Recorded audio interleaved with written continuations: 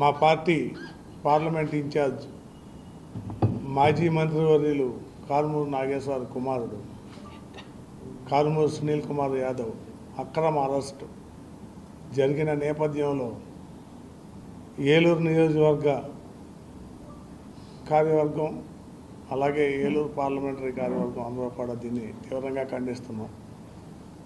ఈ అక్రమ arrest diversion of పాలిటిక్స్లో భాగంగా ఇవాళ కూటమి ప్రభుత్వం చేస్తున్న ప్రతి పొరపాటు పనులు, తప్పుడు పనులు, తప్పుడు విధానాలు, డిఎస్సి అవనవ్వండి, అలాగే నిన్న లాకప్ డెత్ అవనవ్వండి, మొన్న తునిలో చిన్న పాప మిస్సింగ్ కేసు అవనవ్వండి, ఇవన్నీ ప్రజల దృష్టిలో కూటమి ప్రభుత్వ వైఫల్యాలన్నీ ఎండగట్టే కార్యక్రమంలో వైఎస్ఆర్ కాంగ్రెస్ పార్టీ ముందుకెళ్తున్న విధానంలో, అలాగే మొన్న 12వ తారీఖు ప్రభుత్వం ఏర్పడి 2 సంవత్సరాలు పూర్తయిన సందర్భంగా వారు వైఫల్యాలన్నీ 175 నియోజకవర్గాల్లో వైఎస్ఆర్ కాంగ్రెస్ పార్టీ ఎండగట్టిన విధానం, దానికి ప్రజల నుంచి వచ్చిన మద్దతు, ఇవన్నీ ప్రజల్లో బలంగా ఉన్నాయి. దీన్ని ఏదో రకంగా డైవర్ట్ చేయాలన్న విధానంగా పార్టీ సీనియర్ నాయకులు కారుమూరి నాగేశ్వర వారు గొంతు బలంగా ఉంటుంది,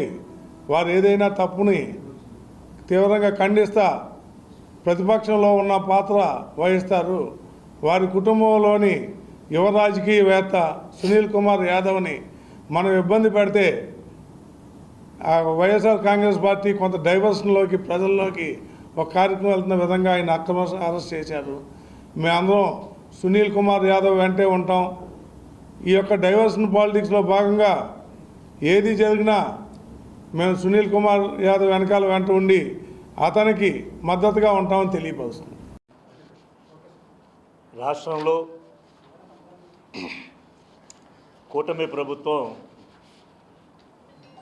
అక్రమ అరెస్టుల్లో భాగంగా ఏలూరు పార్లమెంట్ ఇన్ఛార్జ్ కారుమూరి సునీల్ కుమార్ గారి అరెస్టును వైఎస్ఆర్ కాంగ్రెస్ పార్టీ జిల్లా తీవ్రంగా ఖండిస్తుంది. టీడీపీ ఈ యొక్క కూటమి ప్రభుత్వం అరాచకాల్లో ఇదో పరాకాష్ఠగా కనబడుతుంది. ఎందుకంటే రాజకీయాల్లో కొత్తగా అడుగుపెట్టినటువంటి యువ నాయకుడు, ఆ యువ నాయకుడిని లక్ష్యంగా చేసుకోవడం వెనక ఉన్న అసలు ఉద్దేశం ఏమిటి అనేది కూడా ఇవాళ ప్రజలు ప్రశ్నిస్తున్నారు.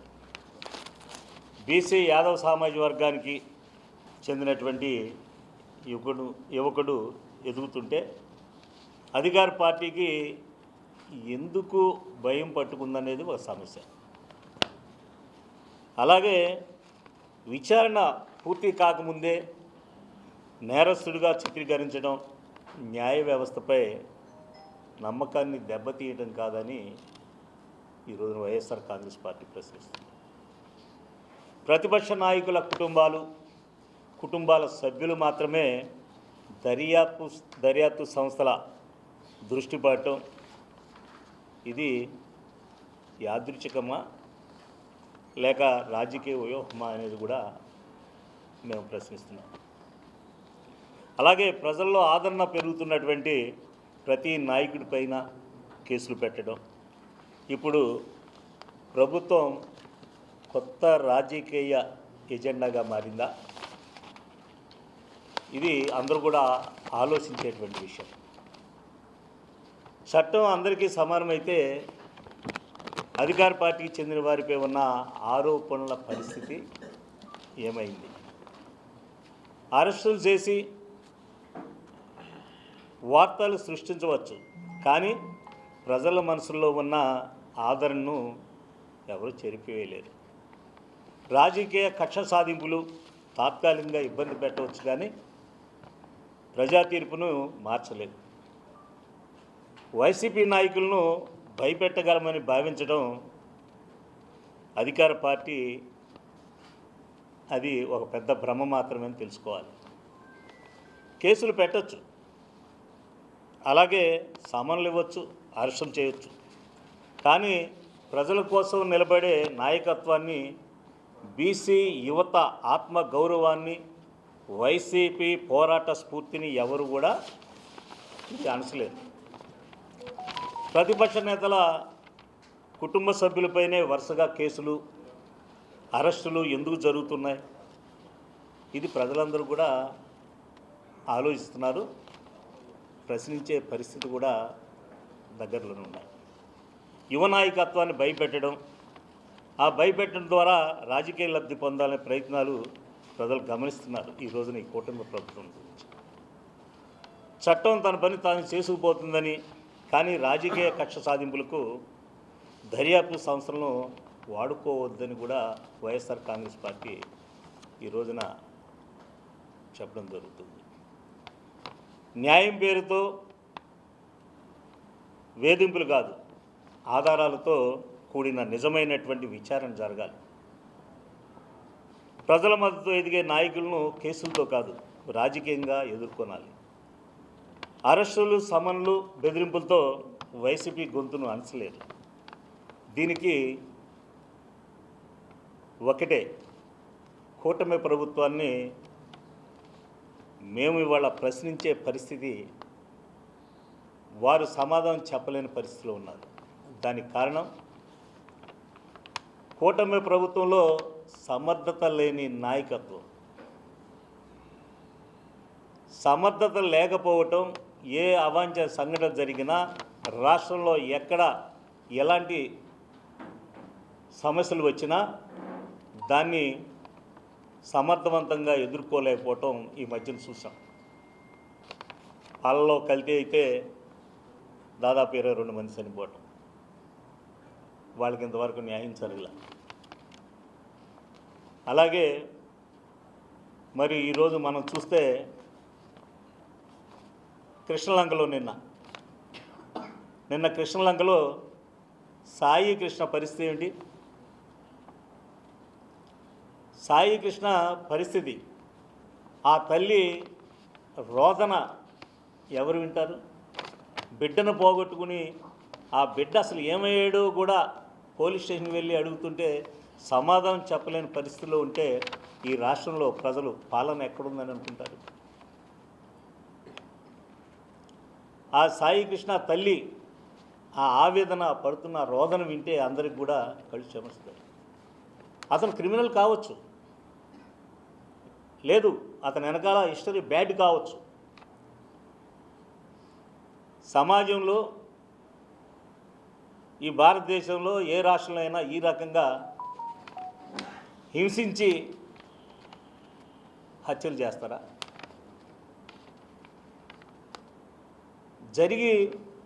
జరిగిన 2-3 రోజుల నుంచి కూడా ఎప్పటి నుంచో కనబడలేదని అడుగుతున్నా, దానికి సమాధానం చెప్పు.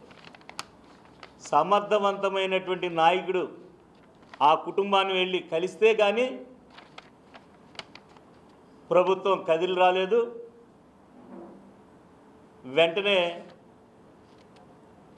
ఎవరి మీద చర్య తీసుకోవాలి, ఎవరు దీనిలో పాత్రదారులు అంటూ తతంగం అంతా మొదలయ్యింది. ఈరోజు ఉదయం ఏసీపీ ఆ తల్లిని కలిసి మరి వివరణ అడుగుతున్నాడు. అంటే ప్రభుత్వం పరిస్థితి ఎలా ఉంది? ఈ రాష్ట్రంలో ప్రజలకు అసలు ఎవరి దిక్కు? అన్యాయం జరిగిందని చెప్పుకోవాలంటే ఎక్కడికి వెళ్ళి చెప్పుకోవాలి? ఈ రాష్ట్ర ప్రభుత్వంలో ఉన్నటువంటి ముఖ్యమంత్రిగా, ఉప ముఖ్యమంత్రిగా, లేదు మంత్రుల, ఎవరికైనా చెప్పుకుందంటే ఎక్కడా కూడా దిక్కు లేదు చెప్పుకునే అవకాశం. ఒకే ఒక్కడున్నాడు ఈ రాష్ట్రంలో. ఏ ప్రాంతంలో ఎక్కడ ఎలాంటి అన్యాయం జరిగినా సమర్థవంతమైనటువంటి నాయకుడు, దమ్మున్న నాయకుడు జగన్మోహన్ రెడ్డి గారు ఉండబట్టే ఈ హత్యలు కూడా బయటకు వస్తున్నాయి. సమర్థవంతమైనటువంటి నాయకుడు ఉండబట్టే ఈ రాష్ట్రాన్ని ఎంతో వెలుగులో తీసుకెళ్ళినటువంటి ఆక్వా పరిశ్రమ, ఆక్వా రైతాంగం దిక్కు తోచని పరిస్థితిలో, ఏమి చేయాలో తోచని పరిస్థితిలో ఇవాళ ఉన్నారంటే ఆక్వా రంగంలో ఉన్నటువంటి ఆ ఫీడ్ ఫ్యాక్టరీ యాజమాన్యం, అలాగే ఆక్వా రంగంలో ఉన్నటువంటి ఆ రొయ్యల కొనుగోలుదారులు. మేతలు కొనాలంటే కేజీకి 10 రూపాయలు పెంచామంటారు. పట్టుబడికి వచ్చిన చెరువు పట్టాలంటే ఇవాళ కేజీకి 20 రూపాయలు తగ్గిపోయిందంటారు. దీనికి ఎవరికి చెప్పుకోవాలో అర్థం కాని పరిస్థితి ఉంది. కొనాలంటే కొరివి, అమ్మాలంటే అడవిలాగా అయిపోయినటువంటి ఆక్వా పరిశ్రమ, ఈ ఆక్వా రంగాన్ని రైతన్నలందరూ కూడా రోడ్లకి ఎక్కడికక్కడే అయ్యా మమ్మల్ని కాపాడినంటే ఈ రాష్ట్ర ప్రభుత్వం కనీసంలో కనీసం కూడా మీ బాధను అర్థం చేసుకుంటాం, మీ సమస్యను చర్చిస్తామని అనలేదే. దమ్మున్న నాయకుడు కాబట్టి జగన్మోహన్ రెడ్డి గారు ఈ ఆక్వా రైతులందరూ కూడా కొందరెళ్ళి జగన్మోహన్ రెడ్డి గారిని కలిస్తే కొద్ది టైం ఇద్దాం, అవకాశం ఇద్దాం, వాళ్ళకు కూడా అవకాశం ఇచ్చి చూద్దాం, లేదా 1-2 తేదీల్లో నేను వస్తాను, మీ సమస్యలపైన నేను పోరాటం చేస్తాను, మీతో నేను కూడా కలిసి ఉంటానని మాట్లాడితే నిన్న ఫీడ్ తయారీదారులను అలాగే సంబంధించినటువంటి అధికారులను ఆ ట్రేడర్స్ని పిలిచి ప్రస్తుతానికి కేజీకి 4 రూపాయలు తగ్గించండి, మరో 20 రోజుల్లో పూర్తిగా కమిటీ విషయాలు తేలిన తర్వాత మిగతా చూద్దామని మరి ప్రభుత్వం చెప్పడం జరిగింది. అంటే జగన్మోహన్ రెడ్డి గారు దగ్గరికి రైతులే గోడి చెప్పుకుంటేనే కదా జగన్మోహన్ రెడ్డి గారు అల్టిమేటం ఇచ్చింది. జగన్మోహన్ రెడ్డి గారు వస్తారంటేనే కదా ఈ రాష్ట్రంలో ఉన్నటువంటి ఆక్వా రంగానికి చేయూతనిస్తానంటేనే కదా ఈ ప్రభుత్వం కదిలింది. దమ్మున్న నాయకుడు ఎక్కడున్నా ఈ రోజున అమరావతిలో ఉన్నటువంటి ప్రజలందరూ కూడా జగన్మోహన్ రెడ్డి గారి ఇంటి దారి పడుతున్నారు. చూసాం ఈ మధ్యన, అయ్యా జగనన్న మేము తప్పు చేసుకున్నాం, తప్పు చేశాము, మమ్మల్ని కాపాడు, నువ్వు లేకపోతే మా భూములన్నీ కూడా లాగేసుకున్నట్టు చెప్తున్నారు అని వస్తున్నారు కదా. ఒకరు కాదు, ఎవరైనా ఎక్కడ ఏ ఇబ్బందులు జరిగినా ఈ రాష్ట్రంలో మాట అంటే మాట కట్టుబడి మాట తప్పని మడమ తిప్పని నాయకుడు ఒకడున్నారు, జగన్మోహన్ రెడ్డి ఉన్నాడు. ఆ జగనన్న ఉంటే మనకు న్యాయం జరుగుతుంది. ఏ ప్రభుత్వాలు మనకు న్యాయం చేయవు, ఏ ప్రభుత్వం మనకు అన్యాయం చేసినా న్యాయం చేయగల సమర్థత గల నాయకుడు జగనన్న ఉన్నాడు కనుక ఆ జగనన్న దగ్గరికి వెళ్ళి మనం వాళ్ళ పడదాం, మనం బతిమాలుకుందాం అంటున్నారు ప్రజలు. ఇవాళ ప్రజలందరూ కూడా చూస్తున్నారు. ఇవాళ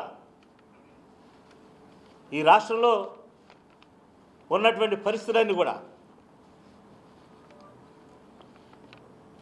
మరి ఏలూరు నియోజకవర్గం, ఏలూరు పార్లమెంట్లో 7 నియోజకవర్గాలు ఉన్నాయి. 7 నియోజకవర్గాలు కూడా రేపు రాబో కాలంలో ఏలూరు పార్లమెంట్ దగ్గర నుంచి ఏలూరు అసెంబ్లీలో పార్లమెంట్లో ఉన్నటువంటి 7 అసెంబ్లీ నియోజకవర్గాలు కూడా పెద్ద మెజార్టీతో మేము గెలుస్తామని దంకాపదంగా చెప్తున్నాం ఈ రోజున. దానికి కారణం ఏం? ఈ యొక్క కూటమి ప్రభుత్వం పతనం. ఈ కూటమి ప్రభుత్వం అవినీతిలో మునిగిపోయింది. ఈ కూటమి ప్రభుత్వం ప్రజల్ని పట్టించుకోవడం మానేసి అమరావతి పేరు మీదుగా దండుకోవడం మొదలెట్టింది. ఇంకా ప్రజలకు ఎక్కడ న్యాయం చేస్తారు?